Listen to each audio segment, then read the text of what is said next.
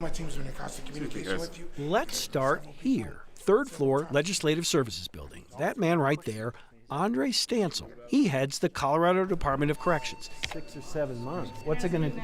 He is avoiding me.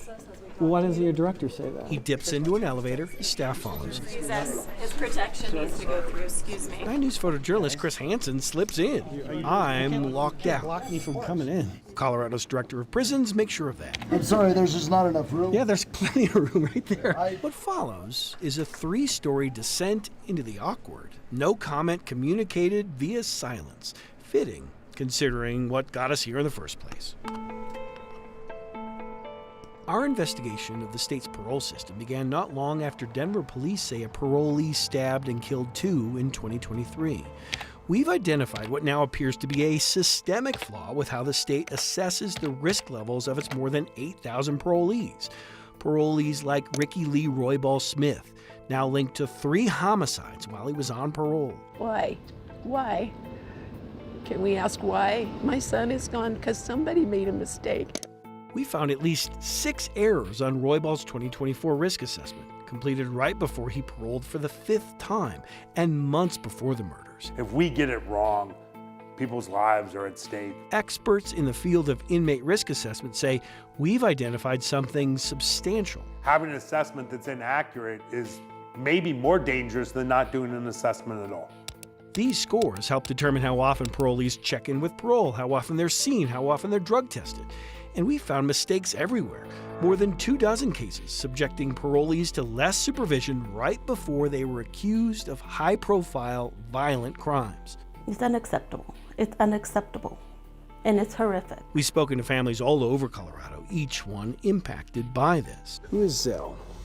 He's my grandson. Who's Morgan? She was a great daughter and amazing lawyer. Who was Mike? My older brother. Our first request for an interview with the State Department of Corrections arrived via email March 18th, followed by another request, March 24th, denied. March 25th, April 3rd, another request, ignored. May 7th, another request, ignored again. May 20th, can we expect a response? June 2nd, we're not interested. Hey, director. Hey, how are you? More emails and more phone calls since finally brought us here. An extremely rare public appearance for the man we spent months asking to interview, the head of Colorado Corrections, Andre Stancil, who quickly darted into an office when he and his staff saw us. When he and they finally emerged. Hey, Director Stancil, Chris Vandering with 9 News. How are you? Good, man. Can we ask you a couple questions? No, not right now. We can take care of this maybe later. Made sense, since he was here to talk to legislators about his budget. Is there a time we can ask you some questions? Can I finish this, man? This is kind Yeah, of how long will my it... focus right now. Okay. I don't know how long it's going to take. Well, we'll get you afterwards, okay? And so we waited. It's something we can look into, but I don't think we're going to have a concrete answer right now. I even texted the media relations head this. We aren't going away. She replied. And so when the 2-hour meeting ended, we approached again.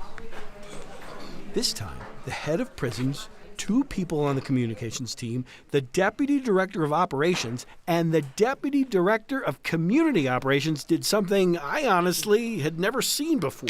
Director, I would like to ask you a couple questions. We can get you a statement if you like. No, I'm kind of over statements. I've kind of Statements, Chris. Is this a scrum or what's going on here? Thank you so much. They formed a wall I have to be at a meeting at 3:30. around their boss. Well, y'all aren't moving. No one's moving. And for several minutes, they did everything they could. Don't push me, please. Everything they could to prevent us from asking questions. I mean, we've kind of been waiting for you guys to go on camera for like 6 or 7 months. I was wrong, technically 8 months. It all brought us to that elevator. Well, why doesn't your director say that? Because my team is telling me. Our photojournalist entrance. His protection needs to go through, excuse me.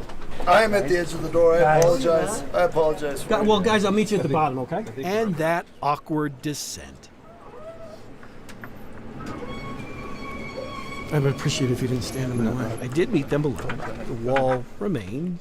Wait, you're blocking my way in a public Yeah, I am. facility? Come here with me. But eventually I did get in a question that netted a response. Do families deserve a better explanation than this?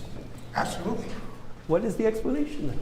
So I am not in a position to give you that answer. That's why the team member You're the director of the Department of Corrections. You're right, So why can't you be in a position to answer that question? because it's a very complex issue. And it's an issue that takes multiple people to explain.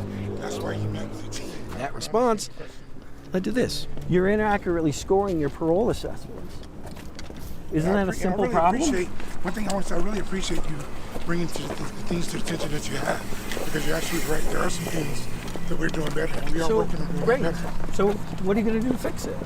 Well, as we stated, Chris, we're already working on that acceleration of the risk assessment. He then walked away, leaving me with even more questions. Less than an hour later, we received this statement. CDOC, Department of Corrections, acknowledges the findings raised by 9 News. We take these findings seriously.